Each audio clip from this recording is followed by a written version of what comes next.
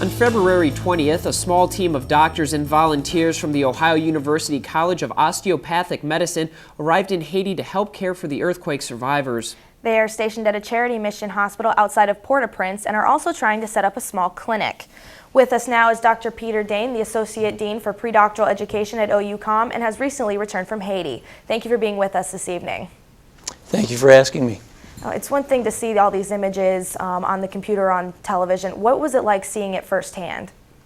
I would have to say in a word, chaos. The whole society seems to have been shaken by this event, and there seems to be a lack of fundamental social structure and support.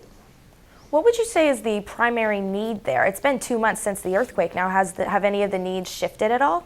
Yes, I think initially they needed some very dramatic intervention, medically speaking. They needed surgeons, particularly orthopedic surgeons, to take care of all the trauma. Now it's evolving into the need for follow-up care, some continuity of care. Basically, they need primary care providers, family physicians, emergency physicians, paramedics, nurse practitioners. What kind of care did you provide out there? You talked about tents as operating rooms. Right. My group was assigned to, most of the time we were at a makeshift clinic that was created out of the remains of an amusement park.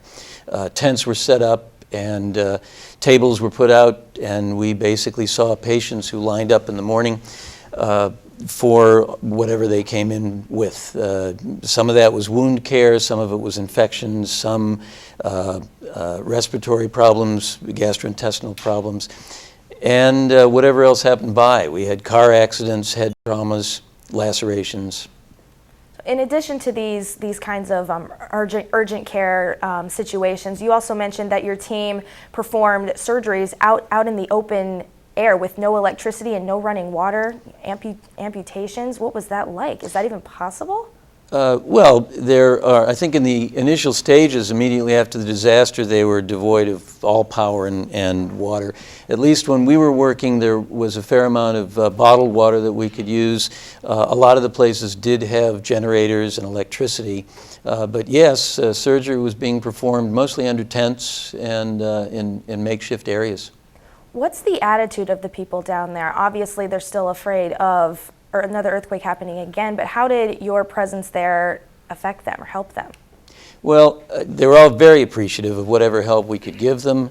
I think as a society, they're in a state of shock. It's very difficult for them to come to grips with the losses that they've suffered, but they're resilient. They're carrying on somehow.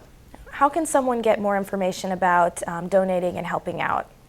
Well, there are a lot of groups that can be accessed online. There are some phone numbers that you can call at the Ohio University College that will direct you to places who are looking for volunteers and anyone who's willing to contribute. And Dr. Peter Dane, thank you so much for taking the time to speak with us this evening. Thank you for having me. Sports is coming up next with Rick Apicella. But first, here's a look at what's coming up tonight on WOUB, your public television station.